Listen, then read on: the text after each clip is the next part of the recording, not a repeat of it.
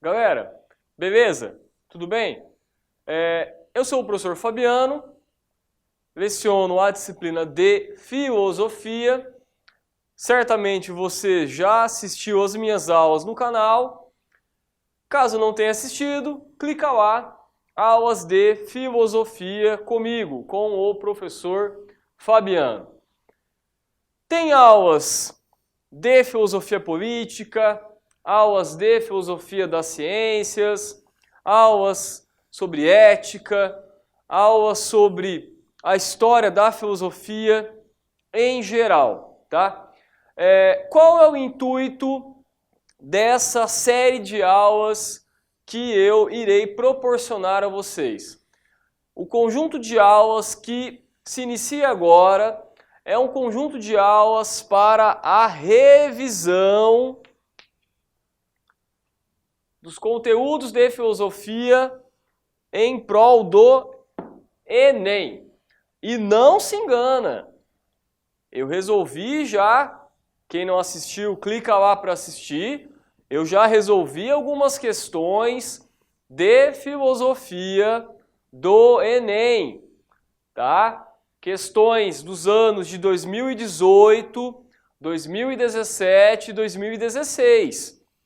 Então, galera, cai sim filosofia no Enem, beleza?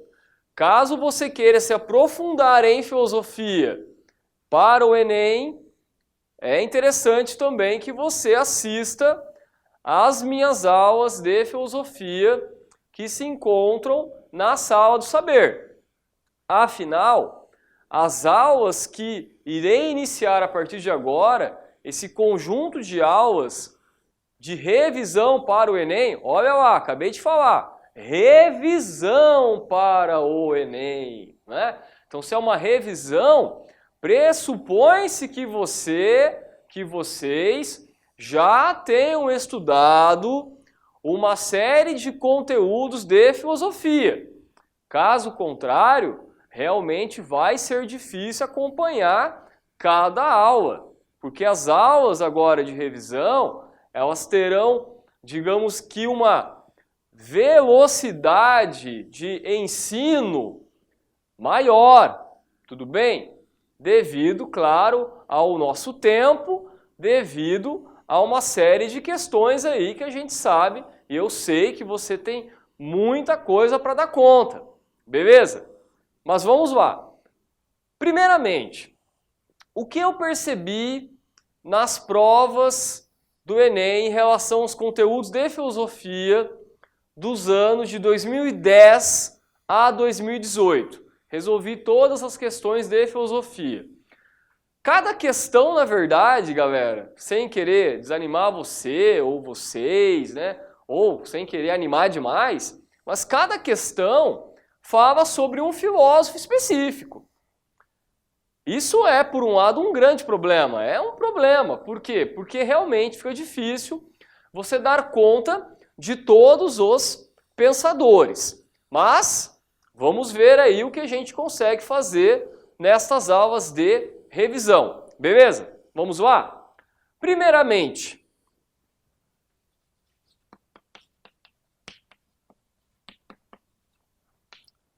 vocês sabem que muito antes de surgir a filosofia, a forma que os gregos explicavam os fenômenos da natureza, os fenômenos do mundo, no contexto da mitologia, consistia em que os gregos recorriam a explicações divinas, a explicações que seriam explicações que nós poderíamos considerar explicações metafísicas, apesar que a palavra metafísica não é bem desse contexto, mas sim do contexto da filosofia, e basicamente a partir então da existência de uma série de deuses, justificavam-se os acontecimentos no mundo, tá? Então, no contexto da mitologia, no contexto das narrativas míticas, você vai ter a figura do politeísmo, não é? Um conjunto de deuses que, em última instância, irão explicar, no caso, serão as causas, né, de determinados dos eventos naturais. Esse é um ponto importante. E aí, claro que nesse contexto da mitologia há uma série de mitos que vocês poderiam estudar, se aprofundar. Mito de Pandora, mito do Prometeu acorrentado, mito de Sísifo. E por aí vai, não é? Tem aí uma série aí de mitos, não é? Poderiam, por exemplo, estudar ou pesquisar a Ilíada, a Odisseia, tá? E por aí, né? O caminho aí é um caminho amplo, né? O importante é você saber que no contexto das narrativas míticas havia essa estrutura, tá? Deuses e eventos no mundo que ocorriam, né? Advindo dessa figura dos deuses. Elementos como destino, o conflito entre destino e a questão da liberdade também é presente nas narrativas míticas.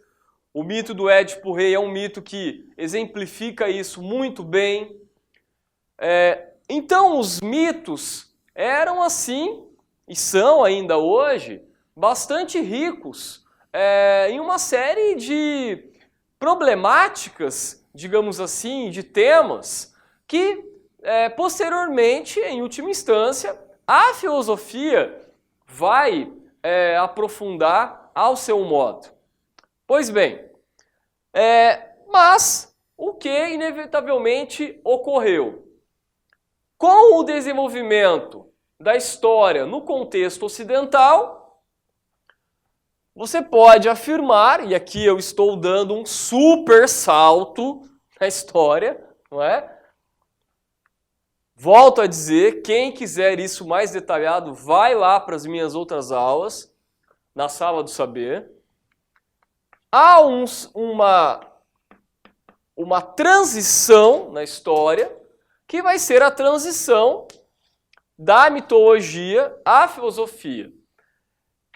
Quando eu digo transição, você não pode simplesmente entender algo que foi mudando, de repente surgiu a filosofia. Você tem que compreender que isso que eu estou chamando de transição, e perceba que eu não estou usando a palavra utilizada por alguns historiadores, que é a palavra ruptura, porque é digno de nota que o francês Jean-Pierre Vernant fez uma crítica a essa compreensão de que houve uma ruptura, né, entre a filosofia, ou por assim dizer, entre mito e surgimento da filosofia. Tá? Você não pode entender como ruptura. Tá? Da mesma forma, como diz Jean-Pierre Vernant, você não pode entender a filosofia como uma ciência que surgiu tal qual um milagre. Por isso, então, que Vernant faz críticas, inclusive, à tese do milagre grego. Então, a filosofia não é milagre, a filosofia não foi uma ciência que simplesmente surgiu do nada, vamos dizer assim. Houve uma transição, houve um processo histórico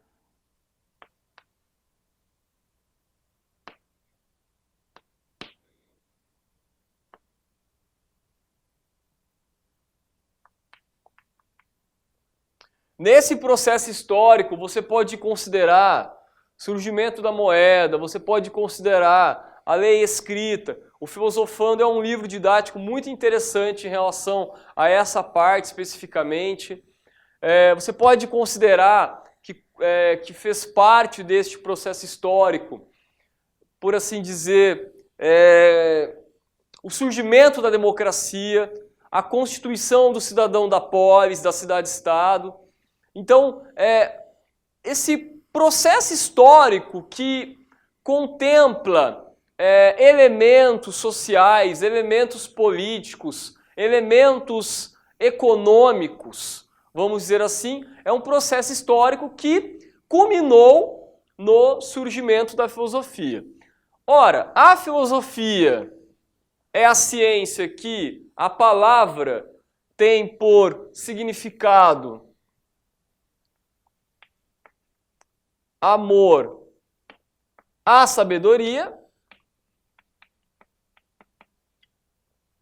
E a primeira vertente filosófica que surgiu foi justamente chamada de filosofia pré-socrática.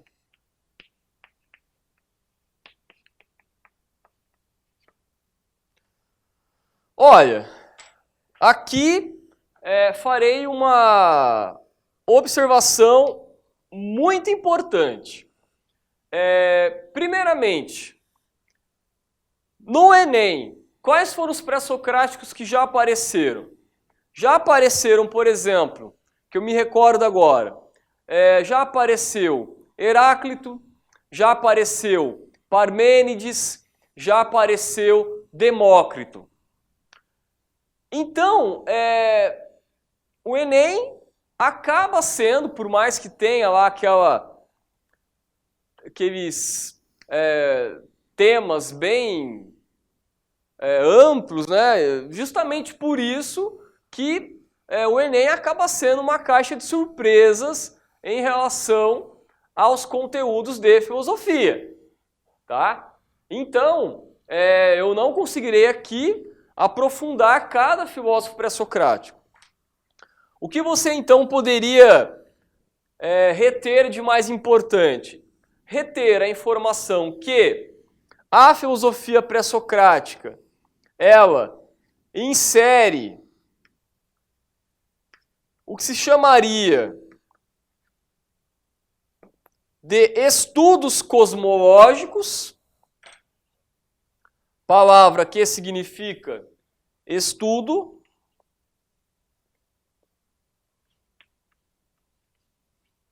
do mundo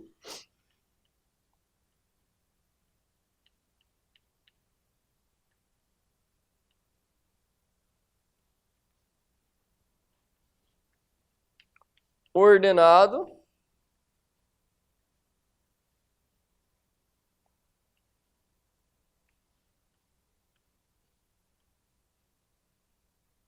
e organizado.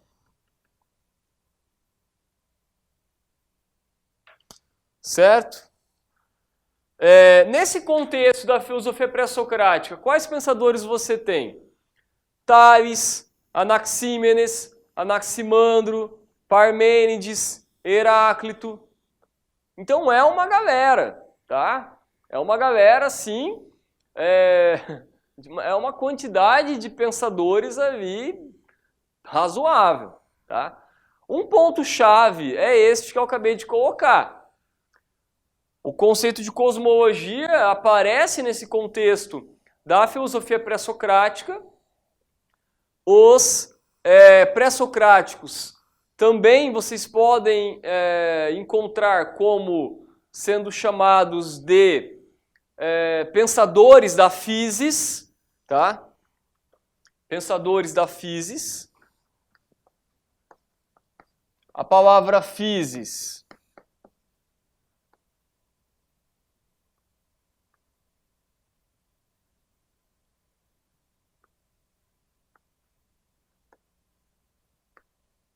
tá? Significa natureza.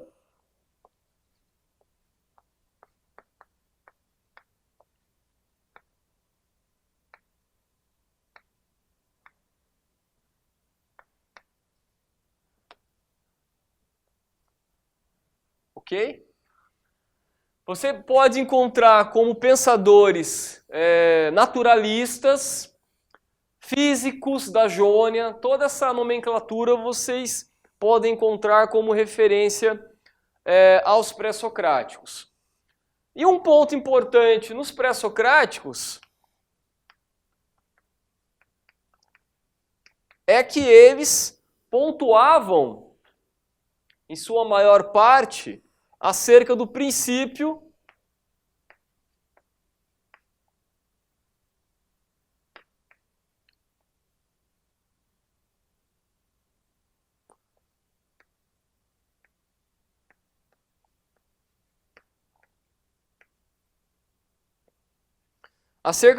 da natureza. Por exemplo, para Tales de Mileto, o princípio da natureza correspondia à água. Tá? Para Pitágoras, a essência do mundo e das coisas corresponde a quê? Aos números. Então, cada pré-socrático vai pontuar, em última instância, uma arqué, um princípio diferente para a natureza, para este chamado mundo ordenado e organizado. Beleza? Vamos dar continuidade. Dito isso, o que poderíamos considerar fundamental em relação ao decorrer da história da filosofia? Dando uma sequência histórica à filosofia pré-socrática, tá? Esse contexto aí do período que tem materiais que chamam de período cosmológico, né? Então, período mítico, período cosmológico ou período pré-socrático. Inicia-se, então, pós-período pré-socrático, o período que poderia ser chamado de período socrático. Claro que quando coloca-se período socrático, a própria denominação centraliza tão somente em Sócrates, mas inicia-se o período que, inevitavelmente, não dá para dizer que Sócrates não tenha sido a principal figura, né, o principal pensador nesse período. Bom, esse período ao qual me refiro da antiguidade é o período que vai contemplar Sócrates, os sofistas, Platão, Aristóteles e por aí vai. E aí depois você tem historicamente o chamado período helenístico, que, caso a gente tenha um tempo hábil, falarei também algumas cocitas aí sobre o período helenístico. Pois bem, sobre Sócrates, um ponto fundamental é você primeiro lembrar de algo que você certamente já viu em alguma aula minha anteriormente, que o Sócrates não escreveu texto algum, certo? E caso tenha escrito, se perdeu, porque não chegou até nós. Então, o que você pode ter aí como, digamos, uma ideia central para você em relação ao Sócrates, é que, sobretudo, o Sócrates do qual a gente fala é o Sócrates justamente do qual Platão falou a respeito. Tá? Então isso a maioria já sabe. Mas Platão não foi o único que falou de Sócrates. Temos também Xenofonte, que além de Platão, Xenofonte também foi discípulo de Sócrates.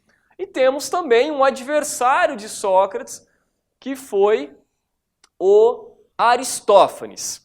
Beleza? Dito isso, em relação ao Sócrates, é fundamental compreender seu método filosófico, que é um método filosófico que, na verdade, é extraído a partir da leitura e da interpretação de textos platônicos, porque Platão escreveu todas as suas obras em formato de diálogos, e nesses diálogos Platão colocou, na maior parte das vezes, na maioria dos diálogos, Platão colocou Sócrates como personagem principal. A partir então dessa forma de escrita e de apresentação de ideias, que foi a forma platônica, extraiu-se então uma compreensão de que Sócrates ensinava por meio de diálogos. Então, o método filosófico socrático, ele é um método chamado, digamos assim, de método dialógico, composto, sobretudo, de duas etapas.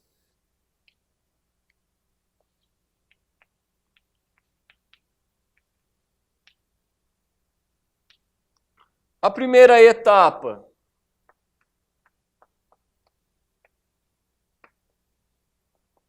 é a etapa da ironia.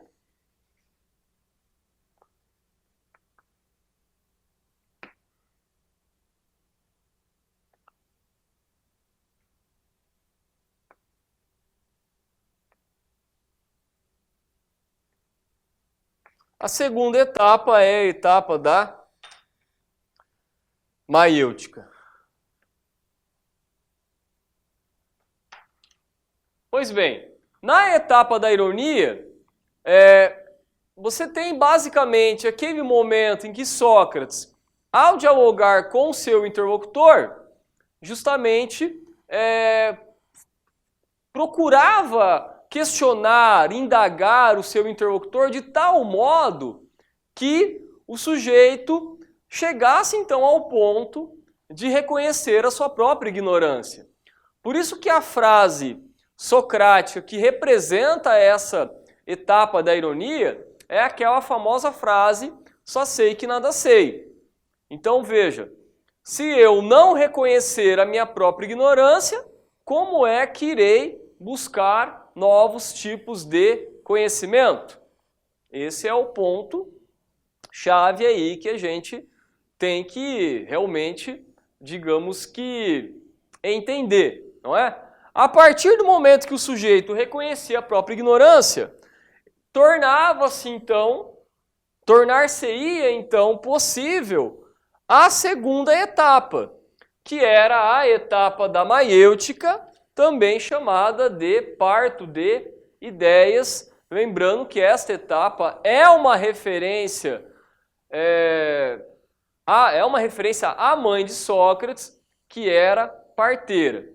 Nessa etapa, qual vai ser a frase que, digamos, a representa de forma intensa? É a frase, só sei que nada... Opa, falho, não é? Conhece-te a ti mesmo. Olha, eu já estava pensando na primeira etapa ainda, né? Conhece-te a ti mesmo. Por que essa frase representa esta etapa? Porque a primeira ideia que o indivíduo precisa dar surgimento é a ideia de que justamente o sujeito voltou-se a si, né? Voltou-se ao seu interior, né? É a compreensão, é a ideia, é o autoconhecimento. Então, a partir do momento que o interlocutor de Sócrates ele chegava a esse ponto, então, do autoconhecimento, aí, então, agora, tornar-se-ia, então, inevitável, aconselhável, sim, teria que progredir agora para a busca de novos tipos de conhecimento. Mas, primeiro, teria que ter este autoconhecimento. Isso é chave aqui nesse contexto socrático. Agora, o que eu gostaria de assinalar, que você não pode esquecer, é que essa compreensão da qual eu estou falando aqui é uma compreensão que justamente advém, sobretudo, do fato de Platão ter escrito uma série de obras nas quais, como falei antes, Sócrates, em sua maior parte, é personagem principal. É o caso de obras como República, é o caso de obras, uma obra que interessa também em relação à vida de Sócrates, é a obra Apologia de Sócrates. Por quê? A obra Apologia de Sócrates é a obra em que você vai ter justamente a exposição do julgamento injusto ao qual Sócrates foi submetido. Lembrando, Sócrates foi acusado de 2 crimes. Foi acusado de corromper a juventude e foi acusado de negar os deuses. O que aparece ali na obra Apologia de Sócrates? Uma defesa de Sócrates, no seguinte sentido, certo? Então, vocês já colocaram que cometi esses 2 crimes e agora serei julgado, então, tendo por base esses 2 crimes. Então é isso. Então Sócrates diz, pois bem, então eu queria pelo menos fazer uma defesa. Não é? O porquê, então, que o que está acontecendo é injusto. Não é? Lembrando que, apesar de todos os argumentos de Sócrates, Sócrates acaba tendo imposto a ele 2 alternativas. Uma delas seria negar as suas próprias ideias, a outra alternativa seria beber um veneno chamado cicuta. Qual a alternativa, qual é o caminho que Sócrates decide tomar? Sócrates opta pelo veneno, opta pela morte, ao invés de negar as suas próprias ideias. Por quê? Porque, segundo um viés socrático, negar as próprias ideias seria entrar em contradição com a própria vida que ele teve, que foi uma vida de ensinamentos, que foi uma vida em prol do conhecimento e justamente de contribuir mediante os seus diálogos para que as outras pessoas também tivessem acesso ao conhecimento. Então Sócrates opta pelo veneno porque para ele era o único caminho que se tinha para que ele não entrasse em contradição consigo mesmo. Beleza?